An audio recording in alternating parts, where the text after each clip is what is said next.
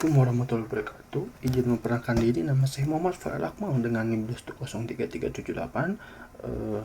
Saya berasal dari Universitas Pendidikan Indonesia, Fakultas Pendidikan Olahraga dan Kesehatan, dari program studi Pendidikan Jasmani, Kesehatan dan Rekreasi. Nah, di sini saya akan membahas mengenai buku Psikologi Olahraga bab 9 mengenai teknik self-talk dalam aktivitas olahraga. Jadi self-talk ini merupakan suatu teknik yang efektif untuk mengendalikan pengaruh pikiran dan perasaan seseorang atas tujuan yang ingin dicapainya.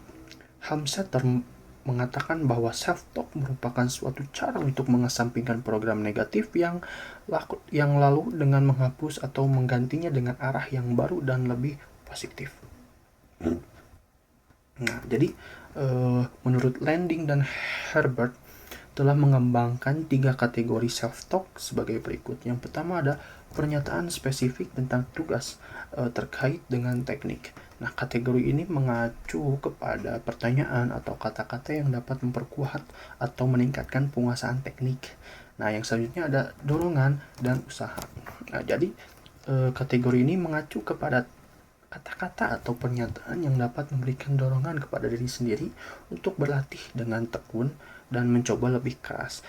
Selanjutnya ada suasana kata hati. Nah, kategori ini mengacu kepada kata-kata yang dapat mempercepat munculnya suasana hati sehingga meningkatkan keadaan arousal. Self-talk juga dapat dibagi dalam 2 kategori.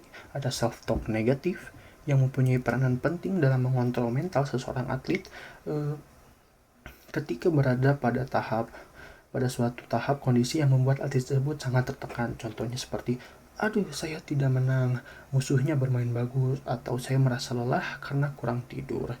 Nah, lalu selanjutnya ada self-talk positif yang merupakan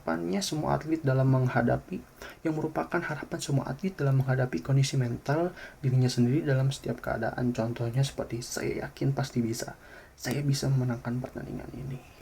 Nah, selanjutnya, memilih pernyataan self-talk.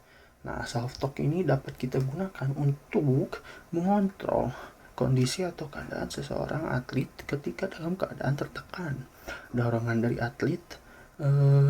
atlet tersebut dapat menentukan keberhasilan dalam mengontrol rasa kepercayaan diri yang tinggi. Berikut tips untuk penggunaan self-talk agar menjadi lebih efektif. Yang pertama ada pernyataan self-talk yang harus singkat dan sederhana. Nah, lalu selanjutnya ada hubungan pikiran dengan keterampilan atau tugas gerak yang harus dilakukan. Yang ketiga ada waktu self-talk dilakukan harus sesuai dengan peragaan tugas gerak yang sedang dilakukan. Yang selanjutnya ada lakukan self-talk positif daripada self-talk negatif.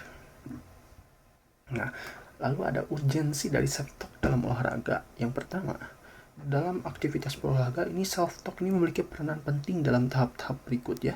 Yang pertama ada peranan sebelum dan pada saat pertandingan, menurunkan kecemasan dan meningkatkan fokus perhatian. Yang kedua ada pada saat memenangkan pertandingan. Ya, jadi hal ini meningkatkan semangat untuk menghadapi pertandingan selanjutnya. Yang ketiga ada pada saat kalah pertandingan. Hal ini juga menenangkan diri pada saat frustasi agar atlet tidak stres berlebihan.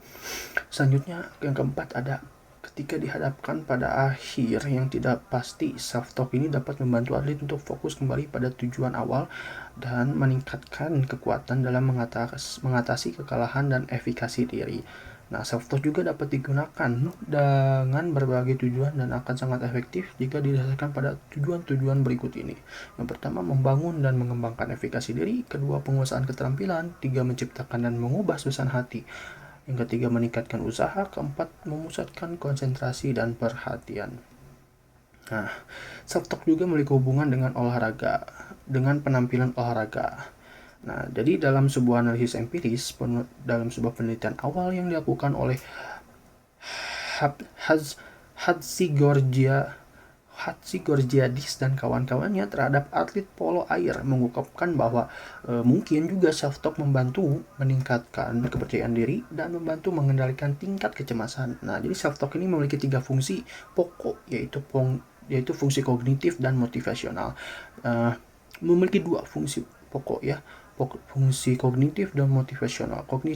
Fungsi kognitif ini memfokuskan pada penguasaan aspek teknik dan penampilan atlet dan diarahkan pada penguasaan keterampilan gerak, kecermatan, dan akurasi. Nah, selanjutnya ada fungsi motivasional, difokuskan pada kekuatan dan stamina kerja dengan cara meningkatkan energi, kesiagaan, dorongan, kepercayaan diri, perhatian, konsentrasi, dan usaha atlet.